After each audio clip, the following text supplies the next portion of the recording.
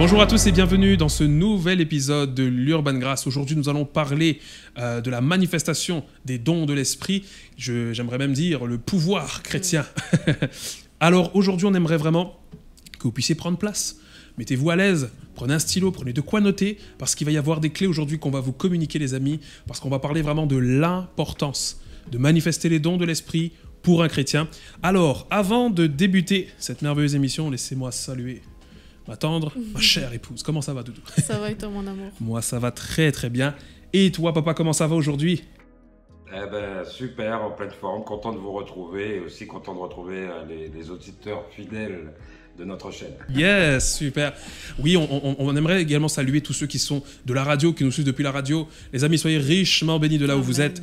Alors aujourd'hui, j'aimerais également, juste avant de démarrer l'émission, parler un peu de la rencontre qu'on a faite ce week-end. Ce week-end, on a rencontré Mio, qui était de Madagascar, qui nous a écrit, qui voulait justement qu'on puisse l'accompagner en prière. Et ça a été vraiment une rencontre extraordinaire. Alors les amis, si vous également, vous voulez qu'on vous accompagne en prière et puis même découvrir de quel pays vous nous suivez, n'hésitez pas à nous écrire.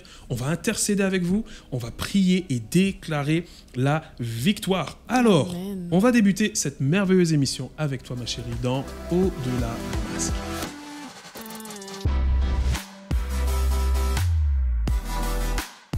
Parfois, on est tellement pris dans notre propre vie, dans nos défis quotidiens, dans nos projets personnels, qu'on oublie la mission que Dieu nous a confiée sur cette terre. On court après nos ambitions personnelles, après nos plaisirs, on court derrière peut-être l'évolution professionnelle et on oublie vraiment des fois Dieu dans ses projets. C'est sûr qu'avec toutes les distractions de ce monde, on oublie des fois, on s'éloigne de la vie de prière que Dieu attend de nous. Et je pense qu'aujourd'hui, il y a un appel à se poser les bonnes questions. Dieu nous a dotés de dons et de talents pour bénir son peuple, pour bénir ceux qui nous entourent. Et nous devons nous rappeler que notre mission sur cette terre, c'est de manifester la gloire de Dieu, c'est de faire l'œuvre de Dieu, de se laisser utiliser par Dieu. Et la question qu'on pourrait se poser, c'est: sommes-nous vraiment disponibles pour être utilisés par Dieu ou sommes-nous trop occupés à poursuivre nos propres intérêts? Et aujourd'hui, je veux appeler ceux qui m'écoutent, nous-mêmes, à revenir, à se reconnecter à Dieu et à se rapprocher de lui, à revenir à l'essentiel. Parce qu'à cause des problèmes personnels, à cause de tout ce qui court dans cette vie, on oublie, on néglige la prière, on néglige beaucoup de choses, on néglige la relation avec lui et on ne se laisse pas utiliser par lui.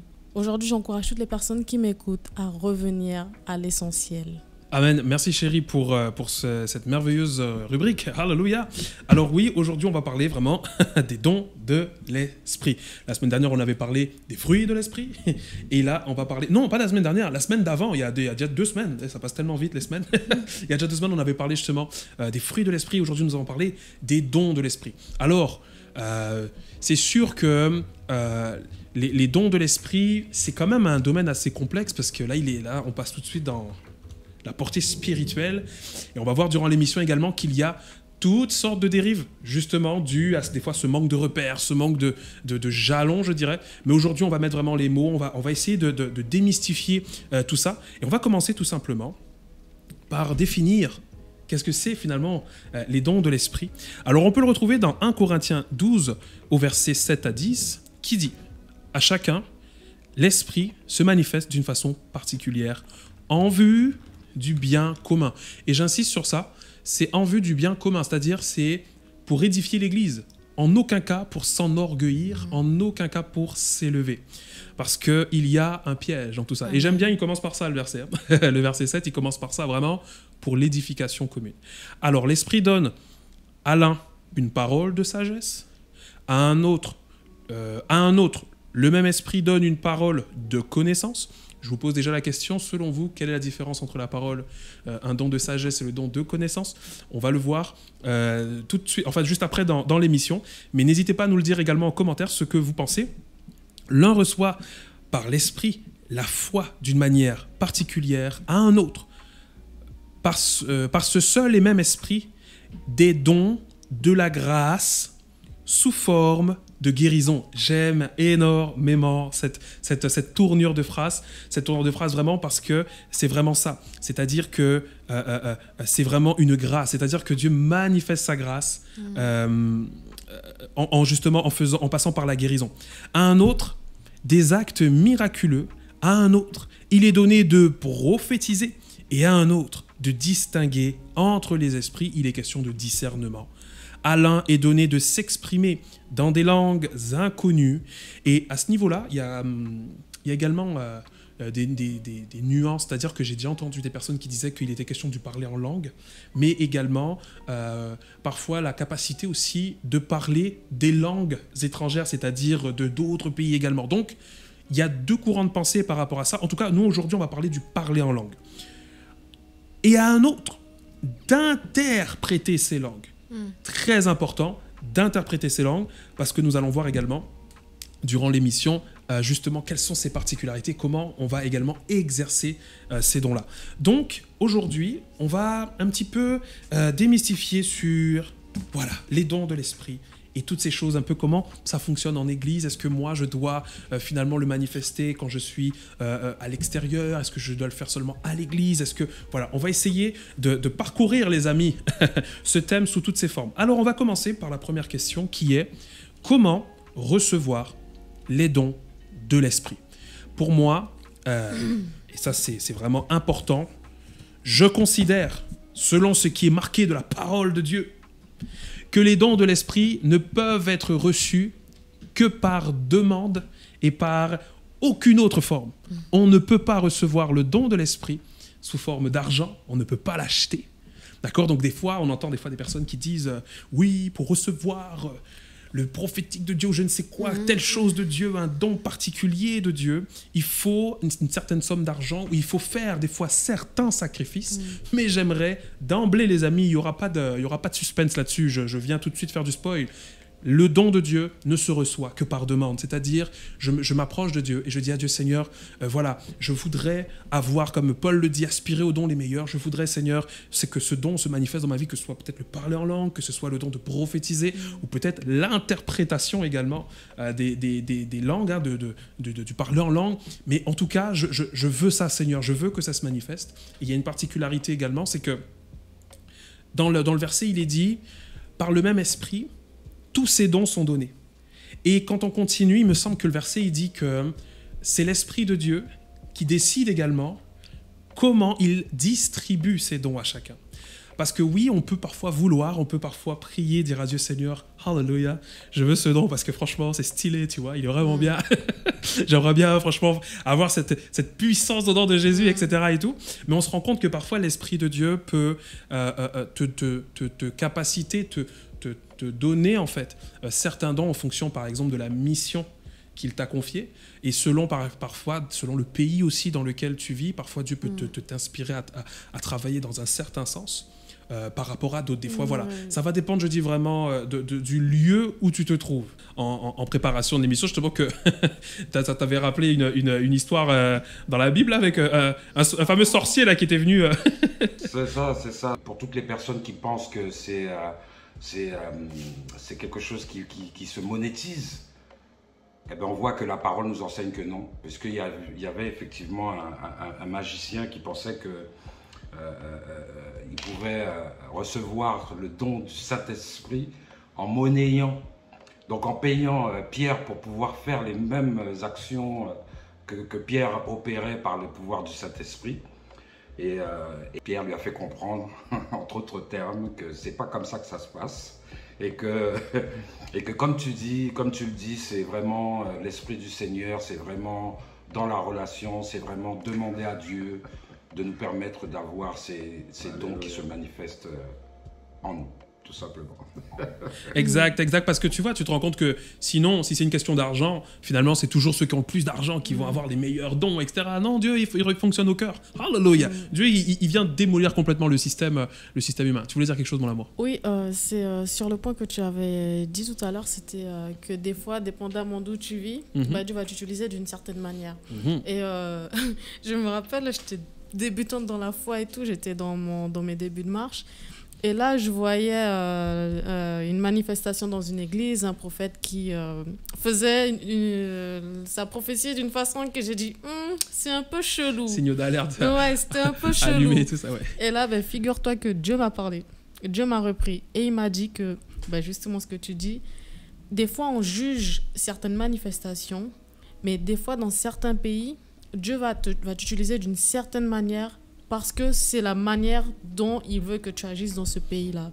Et des fois, on peut porter des jugements alors que c'est vraiment Dieu qui agit. Exactement. Oui, parce que franchement, ça dépend des pays. Hein. Ça dépend de où tu te situes vraiment. Quel est le besoin? Alors toi, tu as l'impression visuellement, bon, je crois que le besoin ici, voilà, c'est peut-être les personnes âgées ou peut-être ça va se retrouver peut-être voilà, chez les adultes. Et finalement, dans l'esprit, c'est la jeunesse.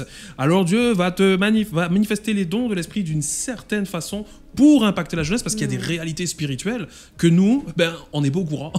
Parce qu'on vit la vie et toutes ces choses-là. Pendant qu'on parle, ça me fait rappeler à l'histoire de Moïse, quand je pense que c'est quand il est rentré dans le truc du pharaon et qu'ils ont lancé un serpent. Et Moïse, il a jeté sa canne et ça s'est transformé en serpent aussi. En serpent également. Donc on se rend compte vraiment que les dons de l'esprit, c'est quelque chose, comme je dis, c'est un événement qui parfois peut surprendre. Parce que quand on n'a pas l'habitude...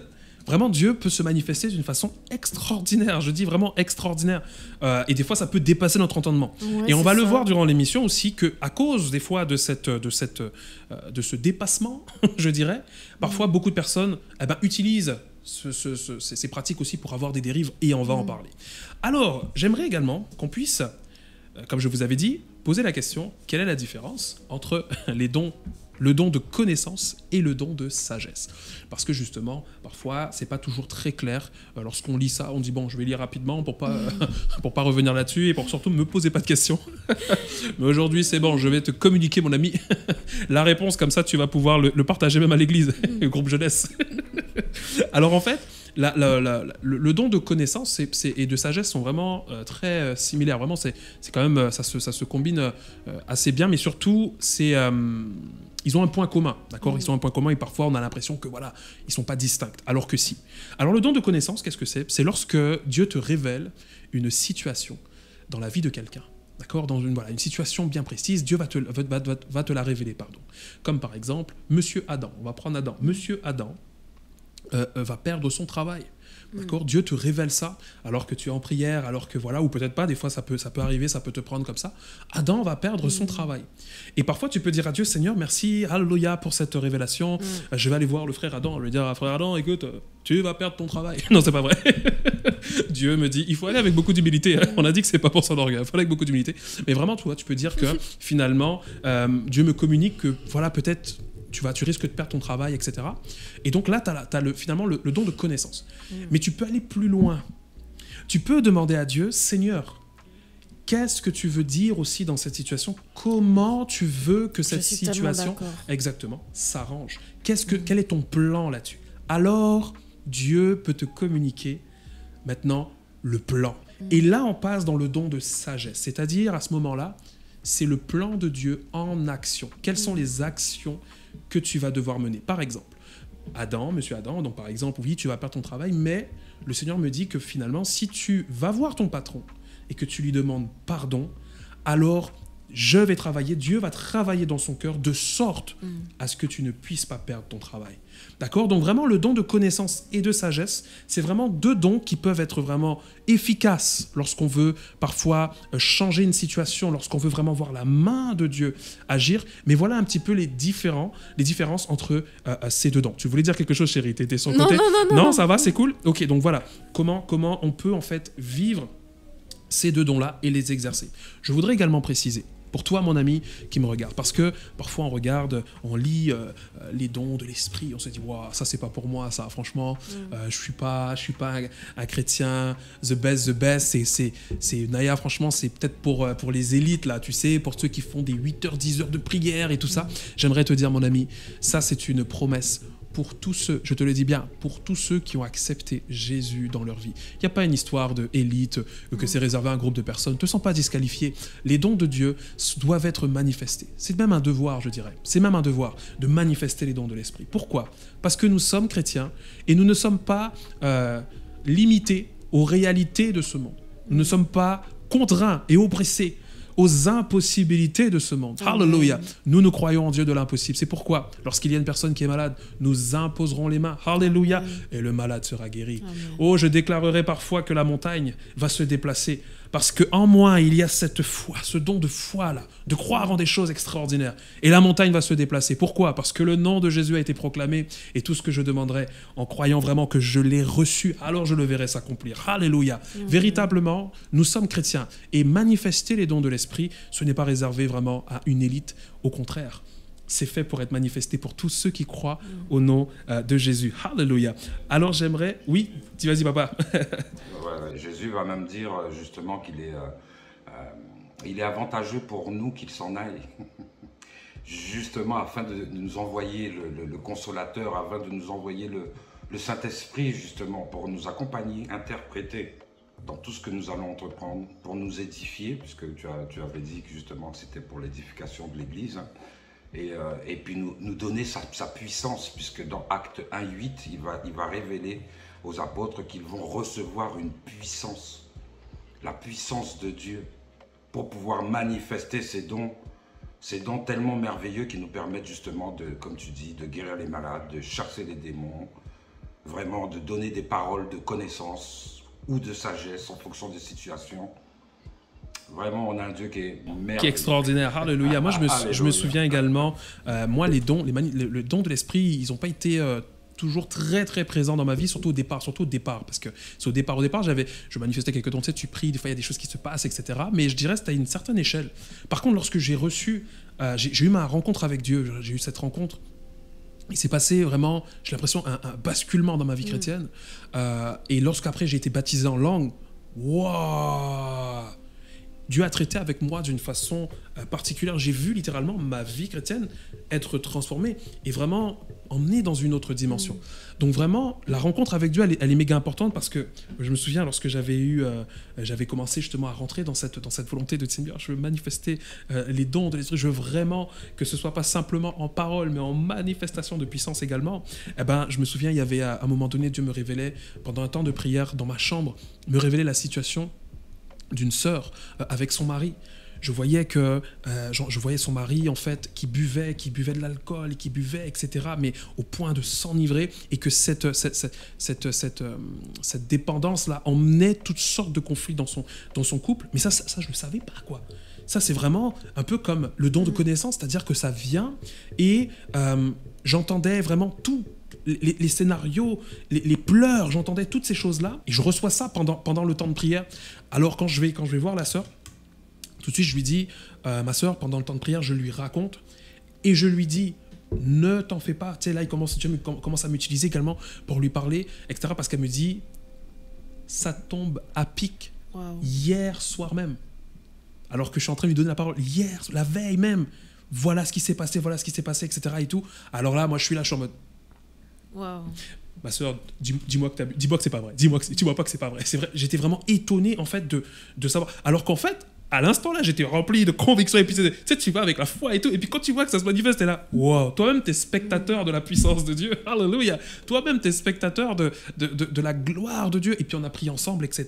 Et je me souviens également, une fois, lorsqu'on faisait les périodes d'évangélisation avec l'église, tu te souviens, lorsqu'on faisait les excursions là, et qu'on partait dans les villes et communes et qu'on annonçait Jésus, eh ben, je me souviens, il y avait un moment donné, on était dans un espèce de parking, on était tous réunis ensemble, et à un moment donné, on loue, on chante le Seigneur, ça commence à monter en pression, etc. Et puis il y a une madame qui me prend par le bras avec son mari, limite, ils me disent oui, venez s'il vous plaît, sur le côté. Et quand je vais sur le côté, il y a les anciennes, là, les deux grandes sœurs chrétiennes, là, les anciennes qui viennent, qui me chapotent au cas où. Faut, parce qu'on n'est jamais à l'abri, pour me protéger, quoi. Ah ouais, moi j'étais vraiment bien protégé à l'église. Et puis finalement ils viennent, ils disent, est-ce que vous pouvez prier justement pour ma femme, parce que ma femme, elle avait été en Afrique, et en Afrique justement, elle était dans un moment de prière avec je ne sais pas qui, et instantanément son bras s'est paralysé. Tout de suite j'ai compris qu'il y avait une portée spirituelle. Tout de suite. Et ça faisait, il me semblait, 2 ans que la femme, elle n'avait pas reçu de guérison. Ils avaient fait toutes sortes de choses, etc. Et dans ma tête, je me suis dit, hey, ça me rappelle une histoire dans la Bible quand ils avaient essayé avec la femme qui perdait son sang, essayé toutes sortes de choses. J'ai dit, Hallelujah, Seigneur, il y a une histoire qui va se répéter aujourd'hui. Hallelujah, il y a une histoire qui va se répéter. Et je lui ai posé une simple question à la madame. Parce que c'est pas moi qui fais. Je lui ai dit tout de suite, c'est pas moi qui fais, c'est pas nous qui faisons. C'est Dieu. Je vais poser une simple question. Je vais dire, est-ce que vous pensez que Jésus peut vous guérir maintenant? Elle a dit, oui, je le crois. Qu'il en soit fait selon ta foi. Alors on a prié. J'ai dit, Seigneur, au nom de Jésus, maintenant, hallelujah, maintenant, Seigneur, je prie que son bras se rétablisse et que la paralytique, que toute cette paralysie quitte son bras maintenant au nom de Jésus. J'ai dit, bougez le bras. Et là, vroom, elle l'a bougé. On a commencé à célébrer, hallelujah. On a commencé à célébrer et c'était extraordinaire. Ah oui, c'était extraordinaire. La manifestation vraiment de puissance, vraiment Dieu au rendez-vous. C'est vraiment ces choses-là, il est réel. Et Dieu le fait vraiment parce qu'il nous aime. C'est vraiment son amour qui est manifesté. Dieu ne nous aime pas simplement pour nous dire, voilà, je t'aime, et puis reste dans ton problème. Dieu vient et il nous aime tellement que Dieu vient et vient nous délivrer de notre situation, de délivrer de notre problème, de nos difficultés, si c'est la maladie ou quel que soit. Dieu vient et nous guérit. Hallelujah. Je suis tellement, je suis tellement chaud. J'ai envie de manifester tous ces dons en même temps là. Mais regardez, alors il y a également comment finalement bien exercer les dons de l'esprit. Parce qu'on se rend compte que, voilà, on ne veut pas tomber dans des dérives, on ne peut pas faire n'importe quoi. Comment ça se passe? Parce que finalement, Naya, est-ce qu'il faut que je dise, dès que j'ai une prophétie ou dès que j'ai quelque chose, est-ce qu'il faut que je le dise haut et fort? Comment ça fonctionne concrètement? Alors, je vais prendre deux des dons qui sont là dans le verset. Le don de prophétie, on va commencer par celui-là.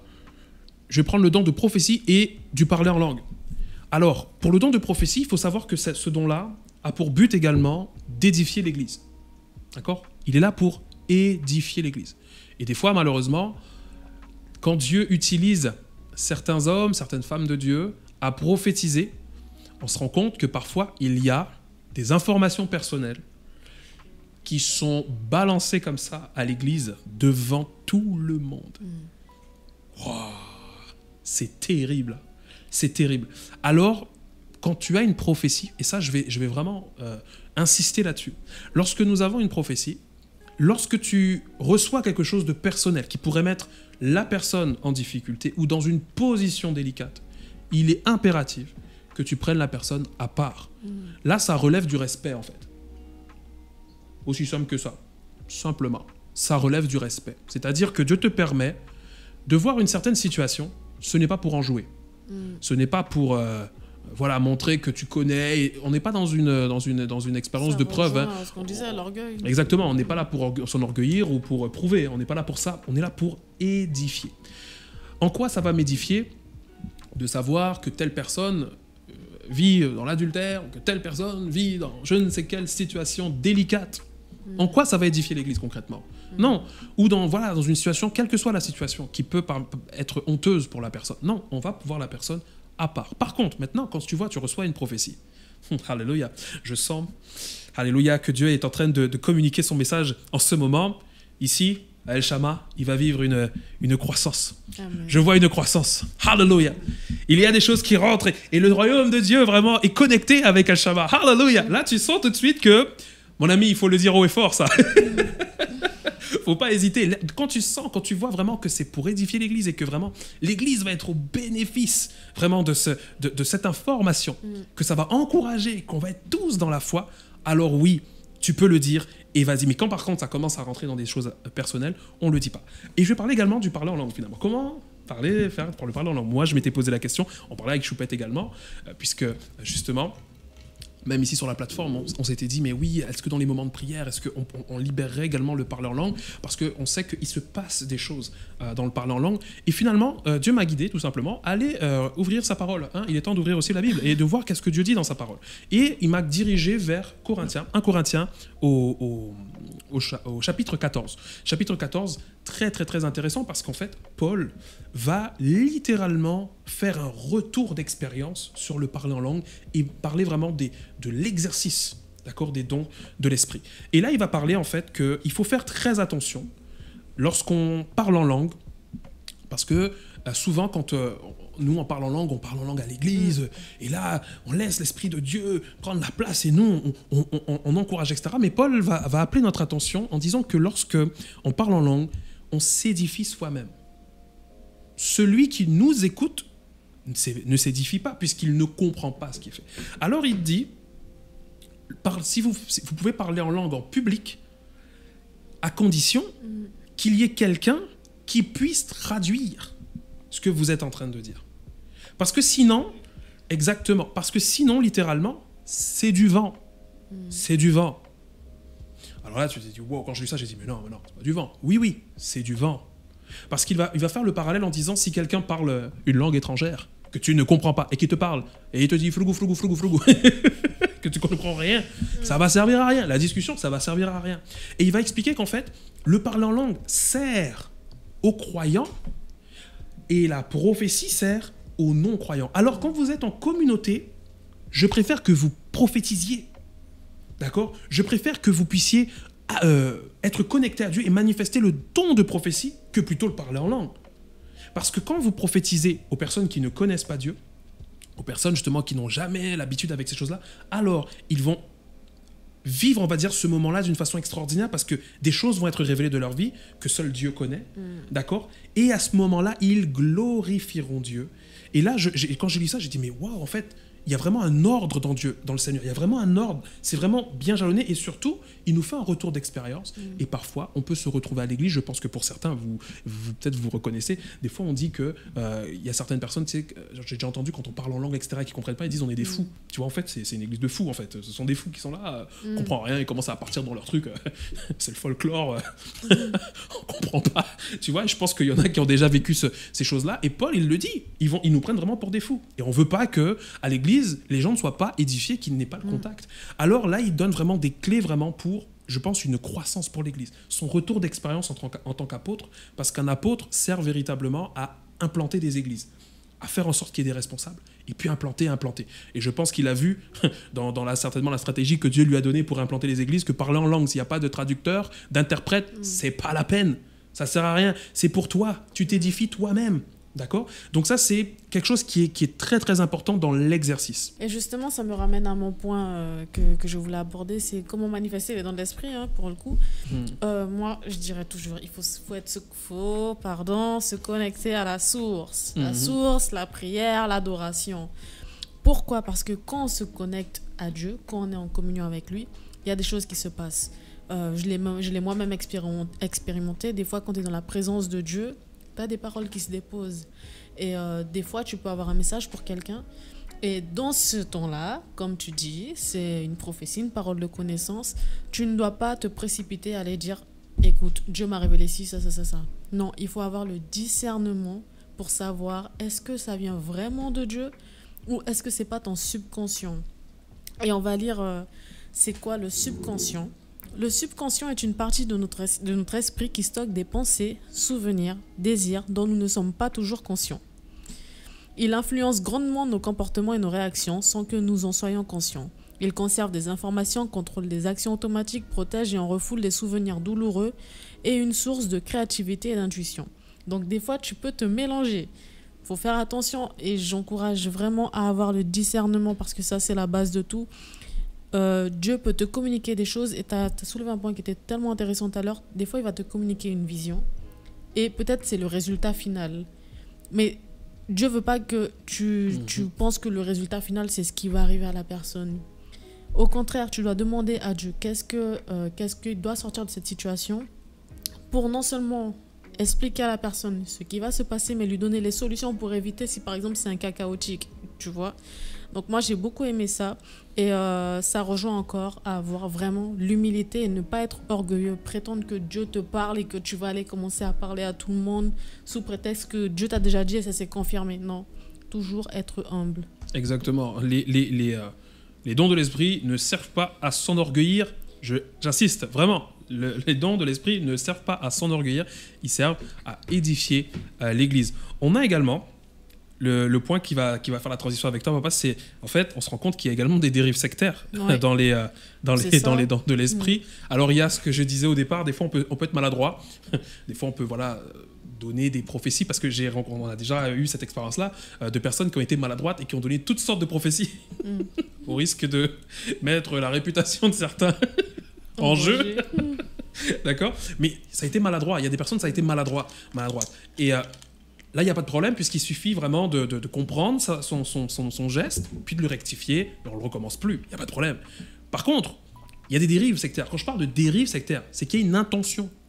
Là, il n'y a pas d'erreur. C'est-à-dire que je le veux, je veux faire ça comme ça. Je veux induire moi en erreur. C'est ça les dérives sectaires. Et surtout, les dérives sectaires, dans les dérives sectaires, pardon, ce qu'il faut bien comprendre, c'est qu'ils vont créer des dogmes et ils vont les rendre sacrés. C'est-à-dire que tu n'as pas le droit de remettre ça en question parce que c'est de Dieu. Et ils vont faire en sorte que justement, tu puisses en fait avoir cette crainte-là de juste poser des questions et juste te dire, bon, ben, est-ce que c'est vraiment de Dieu, etc. Donc vraiment, on se rend compte que par exemple, dans les fausses prophéties, ils vont dire au nom de Dieu toutes sortes de choses.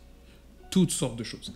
Alors papa, tu nous as préparé une rubrique extraordinaire. Mon ami, c'est maintenant qu'il faut écouter l'émission.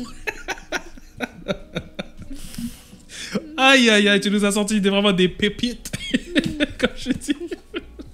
Alors papa, j'ai l'honneur de t'introduire vraiment dans cette merveilleuse rubrique Scoop.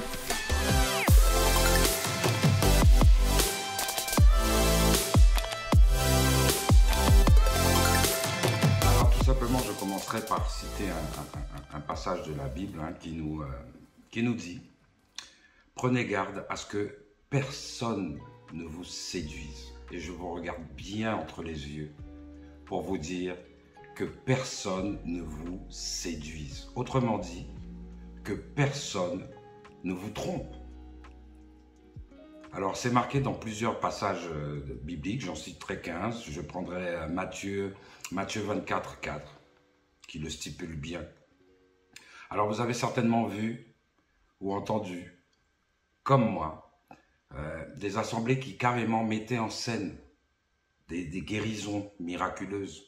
Je ne sais pas si vous vous souvenez de cette fameuse personne qui arrive en chaise roulante et puis à la fin du prêche, à travers une prière, cette personne se lève et puis elle est miraculeusement guérie. Eh bien, il y a des assemblées qui utilisent carrément cet esprit de tromperie pour des gains déshonnêtes, pour faire croire que c'est l'œuvre de Dieu, alors qu'en réalité, tout a été orchestré de toutes pièces.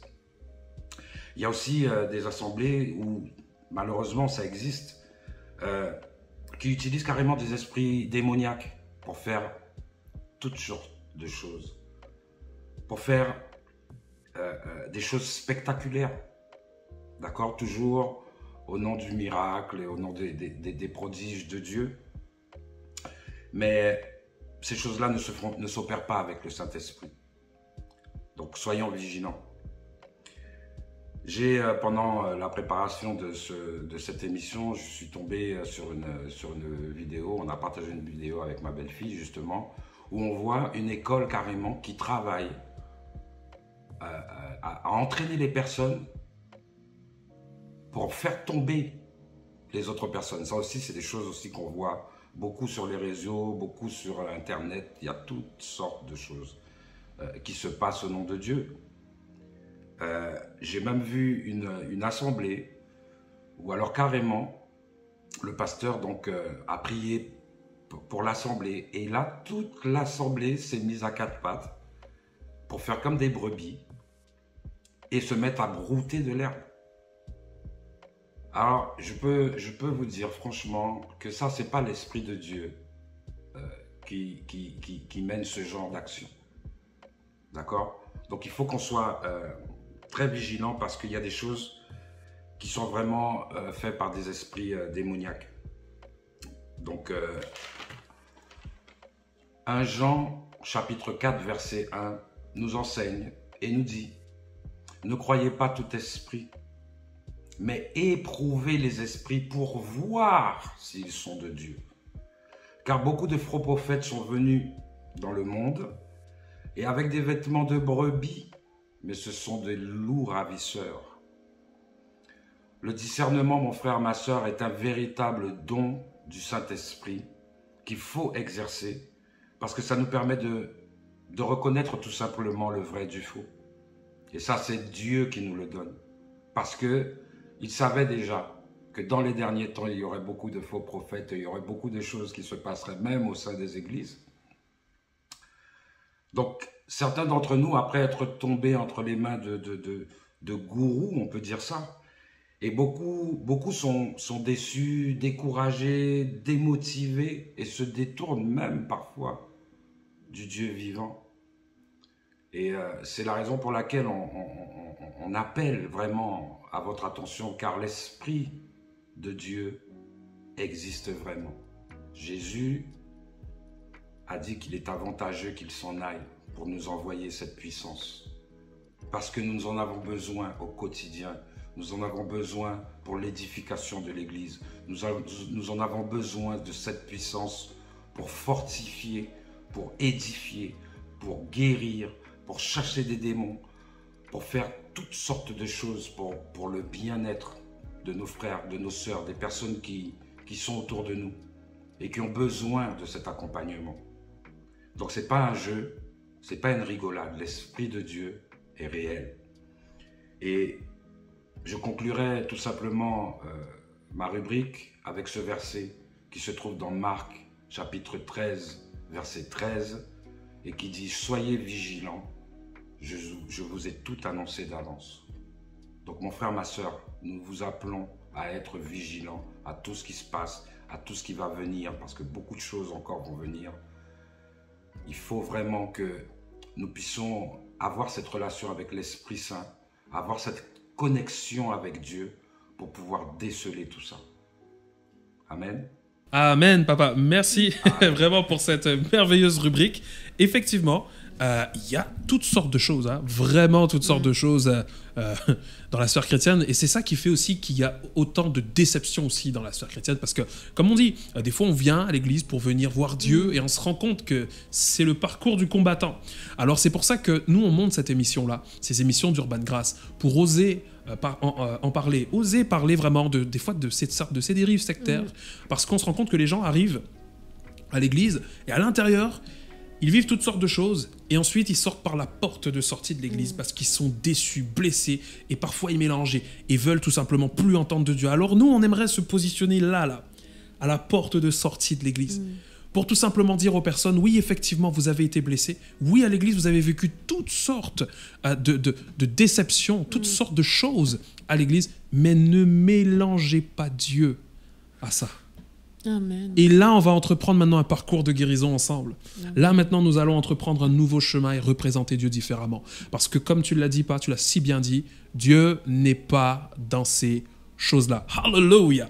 Alors, j'aimerais vraiment qu'on puisse tous comprendre comment recevoir le don de l'Esprit, comment le manifester, comment les manifester, et surtout, faire attention à ne pas tomber dans les dérives, dans toutes sortes de dérives et de chaos, comme on a pu le voir dans ta rubrique. Alors les amis, on espère que cette émission vous a fait un grand bien. N'hésitez pas également à partager cette émission, c'est pour un ami, pour quelqu'un qui en a besoin, partagez-le peut-être dans votre église, à vos groupes de jeunesse, d'amis chrétiens. Ça peut bénir, ça peut même les aider peut-être à comprendre certaines choses. Si vous également, vous avez besoin de prière, vous avez besoin d'accompagnement pour vivre toutes sortes de choses, parce que effectivement, peut-être que vous avez vécu des déceptions à l'église, vous avez vécu toutes sortes de choses et ça a été compliqué. Peut-être cette émission vous a fait du bien et vous aimeriez parler avec quelqu'un. N'hésitez pas à nous contacter sur Instagram, les amis. On va parler avec vous. On va pas avoir peur justement de mettre les termes si s'est passé des choses, si il y aura pas de protocole avec nous. On est une grande famille, les amis. On vous aime très fort. Donc n'hésitez pas à nous contacter et puis directement sur Instagram, Tani va se charger vraiment de bien s'occuper de vous. Vous en faites pas. Ici tout est déjà bien orchestré, bien planifié, bien organisé. J'aime ça. Hallelujah. Donc n'hésitez pas les amis, soyez richement bénis. On se voit la semaine prochaine pour une prochaine émission. Vous étiez sur l'Urban Grace. À la prochaine et ciao ciao.